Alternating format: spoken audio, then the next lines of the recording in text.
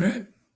Hey, folks, it's Pastor Rick from Utah Wine Pastor, and today I have the chance to talk with become a friend over the years. Oh, good. Thank you for that.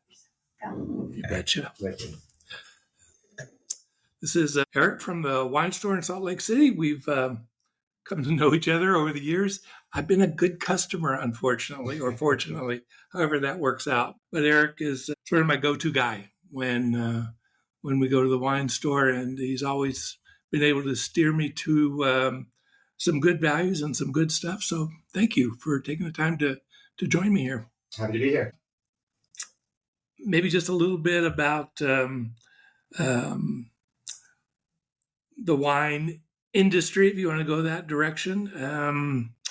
The wine store in Salt Lake, I come from the Bay Area. I spent a lot of time in the Bay Area, so we had lots of choices of wines there.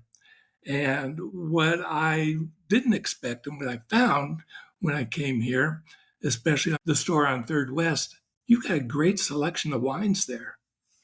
Yeah, it's not up to me actually at all. There's a process that's involved where people, brokers, reps submit wine samples to the state, and then there's a committee who decides on these wines, and then they basically decide to list these wines. And so, as much as I'd like to be able to claim that as my own, there's many people behind the scenes that work to create such an amazing collection of wine. Actually, it would be very hard pressed to find a collection of wine such as ours, not on any coast, but in kind of the landlocked area that we're living in. Yeah, and, absolutely. East of the west of Mississippi, that is, and so it's very fortunate. I'm very fortunate that I was be able to be a steward of such a nice collection. Well, one of the nice things about this is that even though you have a big selection and it goes from the real entry level kind of wines, and then you get on that back wall,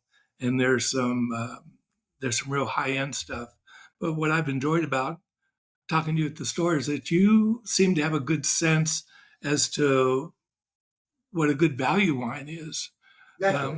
Yeah. What when folks come in, how much do folks like to spend for a bottle of wine typically? Well, of course it varies, from case to case, but I would say the average consumer is looking for, something good of good quality, but they, have ideas in their head of how much they're willing to spend or not spend. Yeah. And so, thank you. That's where I step in and like to say that my specialty is to find wines that are of good quality, but without having spent a lot of money. And there's some great values out there.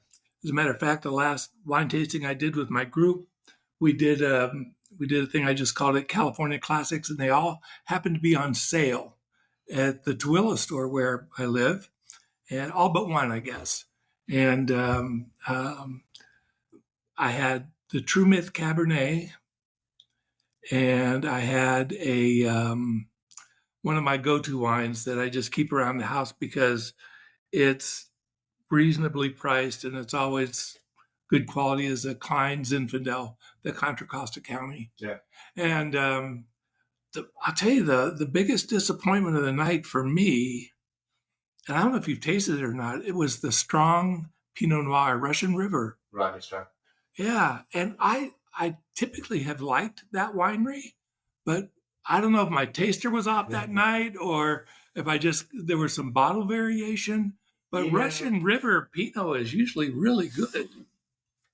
You're right, but the thing with Pinot Noir, and I don't want to get into like specific vineyards or producers or anything like that, but Pinot Noir, that is, in general, is very hard to cultivate. It's, and I'm not a viticulturist, but just being in a business for as long as I have, you learn a thing or two. And it's a very thin-skinned grape, so it's hard to get consistency, and you have to apparently grow a lot of it to be able to produce, the amounts that they need. And so to me, I've never really kind of understood Pinot Noir, to be honest with you. And this is just a personal, opinion, of course. But I feel like some of the prices that people ask for some bottlings are, more than I'm willing to spend. So I just kind of have I look to other lighter red varietals if I want something, Courtney Italy is a nice option if you're looking for a lighter dry red. And there's plenty of other options out there. And I don't want to completely bust on Pinot Noir, but I'm still trying to get it figured out. Well, I always said that red Burgundy, red Pinot Noir, was for people who had too much disposable income. I mean, it's really expensive. And it's ethereal too. We tried one years ago that was maybe, I don't know, maybe even 23 years old at the point we opened it up, and that was one of the oldest wines I've ever had. The first being almost 40 years old, but the smell of it, you would think you were going to go remove paint from the side of the building. It just had this Really? awful, really varnishy kind of nuance to it. But when you went to taste it, it was a whole other number. Was that a French? Yeah, it was Burgundy. Yeah, Burgundy. Wow. Yeah, and so yeah, and again, I'm by no means an expert on red Burgundy. I mean, sure, I can talk about it, but I certainly am not tasting flights of it on a daily basis or anything like this. But I found that the experiences I've had with it, it can be really, really, really hit or a really, really, really big miss. Yeah, one of the guys that I used to hang out with in the Bay Area, he was a sales guy at one of the wine stores that I frequented, and he said one time, and I thought it was pretty accurate. Bordeaux is a wine that you respect, and Burgundy, when it's done right, always with the air quotes, when it's done right, is a wine you love. And I only tasted a handful of red Burgundies because you gotta admit those price on those things is crazy high a lot of the times. Oh, absolutely. And growing conditions with any wine, of course, can vary, from year to year. But I feel like, again, maybe Burgundy and some of those others are kind of hard to chase, with the right year and the right growing conditions and stuff like that. Well, and it must be a finicky grape because there aren't that many places in the world that grow it successfully. Carneros region in California in the Bay Area does a pretty good job. But the only thing that I would say about Pinot Noir is that for people who claim they like red wine, if you get them a good, well-made Pinot, it kind of can be an introduction to red wine sometimes. Yeah, I like to. Tempranillo from Spain, of course, is a nice introductory red. Also, I like to go more for Montepulciano from Italy. It's got a softer tannin, and even though it's a dry finish, it's a softer dry finish. And so I joke that when people are ready to come to the adult table to drink wine, they can try one of these. Or Grenache is a nice one too. Grenache is a little, maybe fruit forward, but that's kind of what I think people are looking for when they're maybe trying to get away from sweeter reds or just enter the red world altogether. So, but yeah, Pinot's a good interaction too. Well, one of the encouragements that I would give people who maybe aren't as confident as they could be when they look at a wine list in a restaurant, or come to a store like the Third West store that has lots of things to choose from. They're just sort of overwhelmed and intimidated. Get to know some of the staff. The staff usually will steer you in the right direction. And one of my favorite things to do is just, ask, what's interesting? What do you got now that's kind of interesting that you like, that you would point me to, and it gives you a chance to try new things that way. Well, you're absolutely right. I think that could pertain to any field. If you really are interested in something and you may not know very much about it, go talk to someone who does. It could be fly fishing, it could be painting, it could be I just visited a comic book shop before I came here and sat and talked to the guy, because it's whatever people's interests are, they like talking about it. And that includes people who work. Yeah. So, Eric, if you were just going to go home and sit down and enjoy a glass of wine today, probably what would you pour yourself? Oh, it's hard to say, being a little windy out and all. A little warm. It is warm and windy here in Salt Lake these days. I've always been a big fan of Bonarda from Argentina.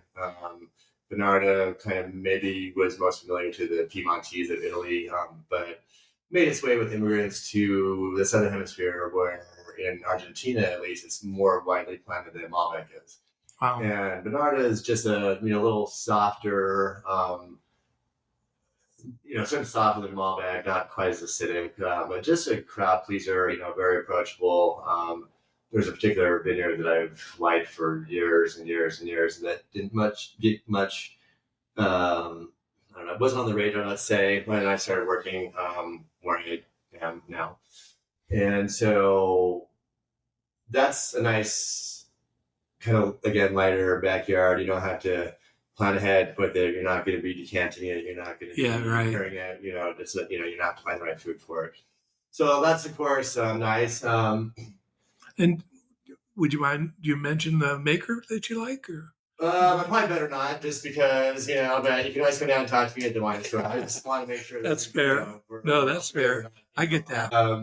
But it wouldn't be a hard stretch to find me and do that. But other reds, people like Beaujolais this time of year. Sometimes it's a little too maybe fruit forward for me, but it is one that you can put a chill on, and people tend to like that, especially as it's hotter. And I think a lot of people, and I would include myself in this, maybe you start your wine drinking career with something like White Zinfandel, or when I was just turning 2021, in my house it was a big deal if you had Matus or Lancer's Rosé, right? That was, you were living pretty high on the hog, right? And so I think a lot of people sort of start with that kind of wine, and these blush wines, if people have it in their heads that that's what blush wine is all about, horrifying.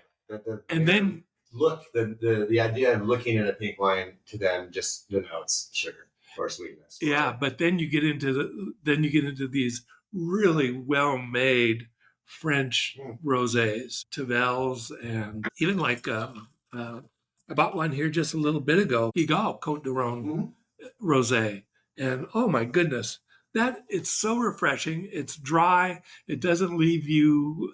You don't get that cloying sort of finish. And boy, to have chilled a little bit on a day like this, you can sit on a deck and sip that.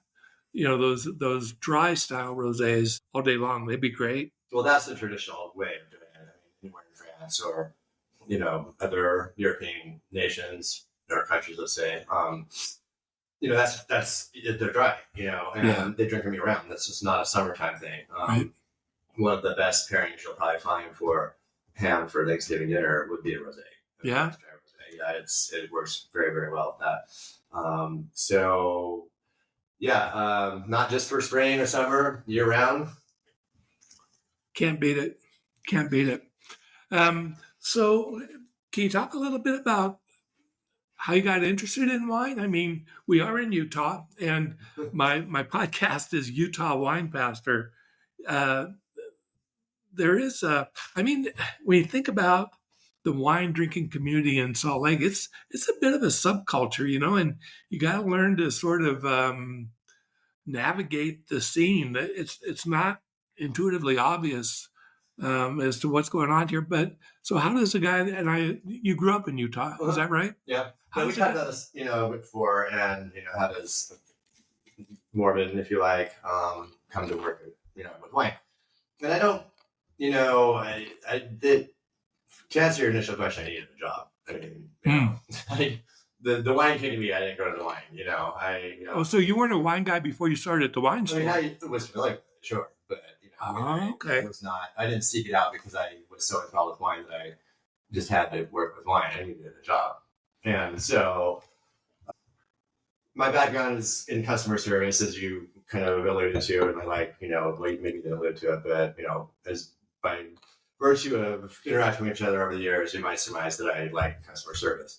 And so that's kind of always been my thing. So when I started with the wine store, I kind of saw a need for customer service. And so things kind of started and developed from there. And of course, to do any job, you have to know what you're doing, what you're talking about. So, that was kind of makes a lot. Obviously, the next step you have to learn about, The product. selling. Yeah, no, the Exactly. product. Yeah. So, working with wine, certainly there's the drinking of it aspect, but I also like history and geography, and so that was very easy for me to be able to study more about wine because of those interests, and just kind of went from there. That's but the customer service aspect of this, I think one of the things that wine drinkers in Utah come to find out sometimes, to their chagrin, maybe, is that you go into even what would be a nice restaurant, and the people serving wine and the people um, who you're going to order wine from sometimes don't have much of a clue. That could go for any industry. Yeah, that's As true. long as we're talking about wine, we'll stick with that. But on the other end of the spectrum, though, there are some places that do a good job with wine, and I don't know if I mentioned it, but we're doing this podcast today from the tasting room in Salt Lake City, and I've gotten to know a few of the people here, and boy, do they have a great selection of wines by the glass and some really interesting things too. It's not just your Cabernet Chardonnay kind of a place. So a place like the tasting room, that, I mean, they make their living um, doing wine and doing it right. Um, has it been your experience that have you frequented any restaurants or any other places that you think that they do an especially good job in the wine area? Yes, and without singling anyone out and missing anyone or, of course, offending anyone.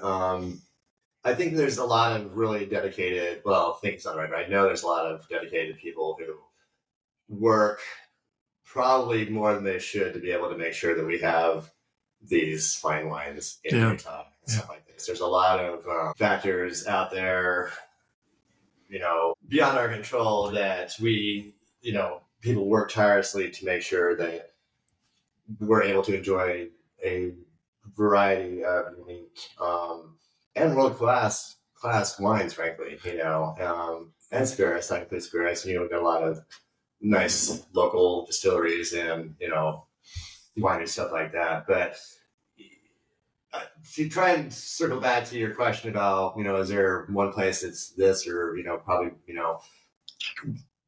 go out and find for yourself. Like go and talk to the bartender, go and talk to the person who's serving the wine, and maybe there was a time where I went into a restaurant and it wasn't the best experience because it was just a bad night. So to say one would be better than the other or anything like that is kind of difficult to do. And I think that's fair too, because everybody. I mean, that's to me, that's one of the beauties of wine tasting, is that everybody's tastes are different, and something that is mind-blowing experience for me, somebody else might not enjoy it near as much. I come across that with work, and this was amazing, it was mind-blowing, I couldn't believe it, and then others are like, huh, and I had a customer tell me once that he was tasting, and I can't remember in France where they were, but they were talking about this other person who was in their group who may or may not have been from America, but when you hear what I'm about to say, you might surmise for yourself. But the question posited to the gentleman who was pouring the wine out in the beautiful French countryside while they're on their bikes, from place to place. And she says, "Am I going to like this wine?" And the way he puts it, the fellow who was doing the tasting kind of looked back at her, and I will spare you the French accent, but he basically said, "How am I to know? I'm not in your mouth." And so I think that's a good answer. Sum up kind of what you're kind of getting at there. Well, that is a good answer. There is there's sort of a joy that comes from drinking wine and having meals with a group that you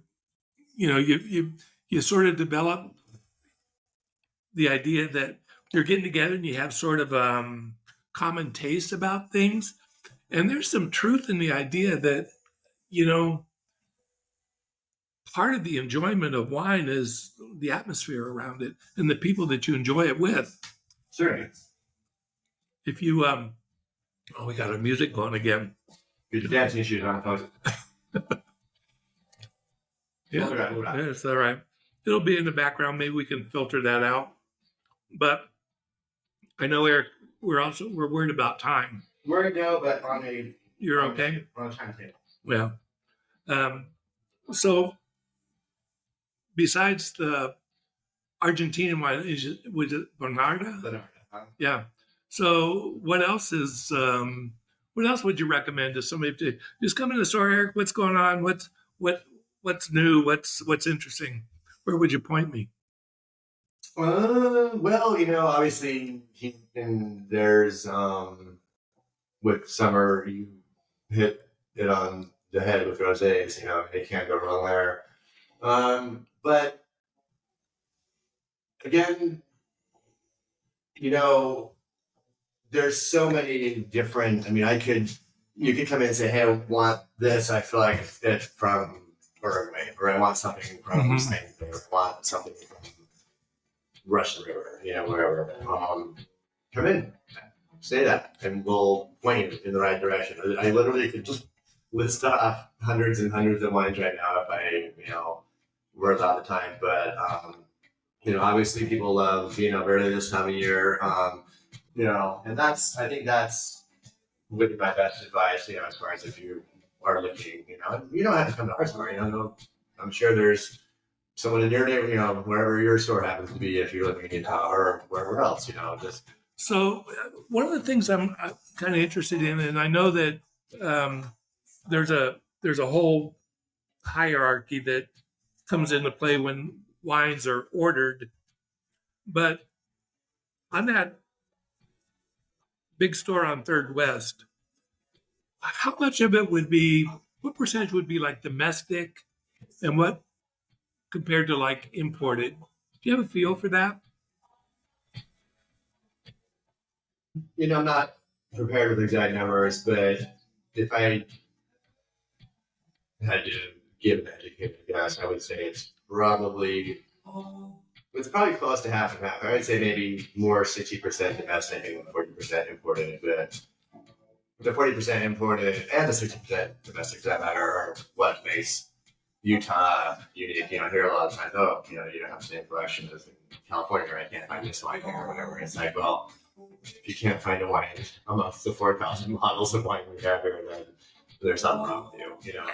And even if you can't find the one you're looking for, you can find something that's comparable, right? Or maybe even better. Or even better. Yeah. And that's it. You get something in your head that, I've got to have this. But then this is so I've got a whole spiritual side of the equation that I work on also. And part of that is to enter into it with a teachable spirit. And I think you do the same thing with wine. If you come in with your brain made up on something that, yes, I like this, I don't like this, you can miss out on some really good stuff. Well, you're absolutely right. And to add to that, wine is not a finite,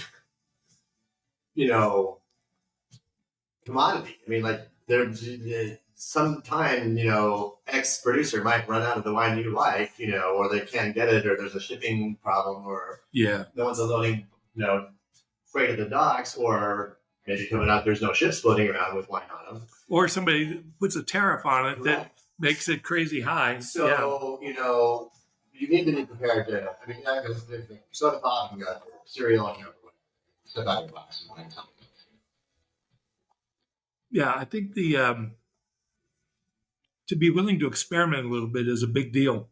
And somebody asked me one time, "Have you had this before?" No. And we do that at some of our wine tastings too. It's like, okay, you spend $20 or $25 on a bottle of wine. Even if you don't like it, you've learned something about it. And if you can say that the biggest financial mistake you made in your life is a $25 bottle of wine, you're very, very lucky. Well, in this day and age, I find people unwilling to be able to admit any mistakes. But we need to kind of get back to that. Yeah, it's okay to admit when you're wrong. Okay, folks, just keep that in mind. And not necessarily with wine, but With everything. I go along with that. And just being open, I think that's the thing, and being willing to listen and learn. You can. Um, I'm much older than Eric, but if I say I've been drinking wine for 45 years, you learn something, but you don't learn it all. And so just being able to just keep that sort of teachable spirit, being willing to try some different things. And hey, if you don't like it, you don't like it. It's not the end of the world. I agree wholeheartedly. And, I think that's, I think it's important to remember because there's so many grapes by different names from different places in the world that, there's so many nuances and variations that, I might like this parent varietal because, even though I've never heard of this varietal, it's the parent varietal of this grape I like. So, Well, I think the first time we met, we had some technical difficulties. The podcast didn't come together, but you'll remember the exact wine, and I probably won't. But you poured me a glass of a wine. I think it was Swiss. It was Chasselet, but also known as Fendant. See, and that is one that I've never heard of. I never tried, and what I remember about that is that it was really enjoyable. It was really kind of bright and fresh. And I don't know if I would have ever looked for a wine from Switzerland if just left on my own going through the store. And that's where we come in handy. But, I also remember pointing out that wine is 70% water. And, I think that many people will agree that the Swiss, take care of their water and they have good water sources and glacier water and all that. So I know that at least partially contributed to the quality of the wine. But yeah, Slovenian Sauvignon Blanc is one of my favorites to find out. People would never think to go there or, look at that region unless they've been there before. Well, okay, and that's a perfect example, Eric. So let me just ask you about that because I've never had a Slovenian Sauvignon Blanc. I've had New Zealand Sauvignon Blancs, and sometimes it's like drinking grapefruit juice. And I've had California Sauvignon Blanc. That was one of the ones that we tried at the last wine tasting. I think it was a Ferrari Carano Fume that was on sale. It was not bad, but it had a little bit of that overly citrusy, grapefruity kind of we call it approach. Overripe fruit. Yeah. And so how would Slovenian Sauvignon Blanc compare to that? Would you say? Well, being from a cold climate, or at least the theory is cold climate, certainly colder than the southern hemisphere, but the wines produced in that region, and specifically cold climate wines, kind of are a little more reserved. They're not as overblown, in my view, or kind of in your face is another way I like to personally say that. A little more graceful, a little more refined, and certainly, at the end of the day, whatever wine you like is what you like. I could not care less what kind of wine people like. That's your style, and that's great. The best kind of wine is the wine you like, is a bumper or a license plate cover that one of my friends has, and so I completely agree with that. The best kind of wine is the wine you like. But I happen to like a little more refined, graceful, not coming at me with the knife acidity kind of wine, and so that's why I like Slovenia. And I think the other example of that very thing with Sauvignon Blanc that comes to mind for me is white Bordeaux. Sauvignon Blanc, but they blend it with like a Semillon sometimes. That's indicative of white Bordeaux. I mean, it could be 100% Sauvignon Blanc, of course. I don't have to tell you what kind of proportions they're using, but in my experience, I've seen 50-50s, I've seen 70-30s, with Sauvignon Blanc being on the heavier side, 60-40s with Sauvignon Blanc being on the heavier side. But the fact is, and I know that you're drinking Viognier over there, and Viognier, much like Semillon, is a less acidic, Hmm. more Just really a nice viscous, round. big mouthfeel. Yeah. But on its own, generally, Semillon's not real. They can, Chateau de Cam will do a nice, aged Semillon, or what they call it, Chateau de Cam. And of course, you have to Sauterne. take a second mortgage on your house to buy a bottle of it. About $500. But so they discovered that, and not only is Semillon better blended with Sauvignon Blanc, but Sauvignon Blanc tends to kind of accept the Semillon kind of, I like to call it, shade the rough edges off. It takes the edges off. Yep. As a matter of fact, and that was a sort of a teachable moment for me. There was a great wine store across the street from where I used to work in the Bay Area, and I was in there at the time. I was buying California wine almost exclusively because that's what I was familiar with. And I'd gone up to the counter with a bottle of some kind of Sauvignon Blanc. And here again, the clerk, the guy who knows something about the business says, well, why don't you try the original? And he pulls out a bottle of Chateau Bonnet. And to this day, I have a soft spot in my heart for that. White Bordeaux, it's got a screw cap now. It's a lot. I mean, it's not expensive, but it takes the rough edges off that Sauvignon Blanc, and I love it. I love it still. Yeah. Well, I've got several white Bordeaux that have screw caps, and there's absolutely nothing to be worried about with a screw cap. If anything, just, keep it as a reminder you're supposed to drink that wine right away. We're not aging this. We're trying to keep it, for your child's 21st birthday. Yeah. When I think I read someplace, and this was years ago, that, I mean, even when screw caps weren't as prevalent as they are now, that somebody asked, what's the best closure for a wine that you would just sort of be drinking right away? And the guy said, hands down, screw cap. But at the time, this was years ago, people were afraid to use screw caps because the image wasn't good. Yeah. It was like, it was Blanc, it was bulk wine that, and I'm reminded of my great aunt Ruth when I would go have a glass of wine with her. She would take a jug of Carlo Rossi out from under the sink board, and we'd drink a glass of Carlo Rossi red. But screw cap, and I think that's what a lot of people had in mind when they hear screw cap wines, but it's not like that anymore, is it? It depends on who you ask. There's some people that just they have this idea, like you just mentioned, this preconceived notion that somehow it's of lesser quality or something, and you can get really bad wine in the court too. I've had, and again, this is my own personal experience, and I have a pretty easy criteria for is a wine good or not. First one, does it give you a little bit of a buzz? I don't understand non-alcoholic wine. I know there are some people that think that that's a good idea, but I like to have a wine that helps me relax a little bit. And then, do you like it? And that's it. If you like it, that's all that matters. And so they're one of the ones that I like that's a screw cap now, and you'll be able to correct me on this if I'm wrong. But isn't there a Côte d'Aron Perrin that is a screw cap? And it's amazing. I really like it, especially for the money. And I'm a Côte d'Aron kind of guy. I like rosés. I like the whites. I like the reds.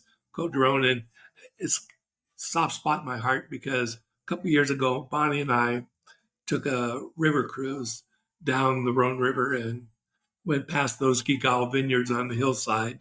So I have a soft spot in my heart for that area. Yeah. But it's really, for a wine that you can afford to buy and drink practically every day, it's hard to go wrong there. It's a stable quality wine. That's what that's people that want to protect their reputation, want to make sure that the wine tastes like it did last time. So they've been at it a long time too. Well, listen, I know that you got to get going, but it's good good to have a chance to chat with you finally and catch up. Yeah, And if you're up for it again sometime, we'll try to do it again. I think we can do that. All right. Thanks, Rick. Eric, thanks a lot. Appreciate Good to you. see you. Yeah.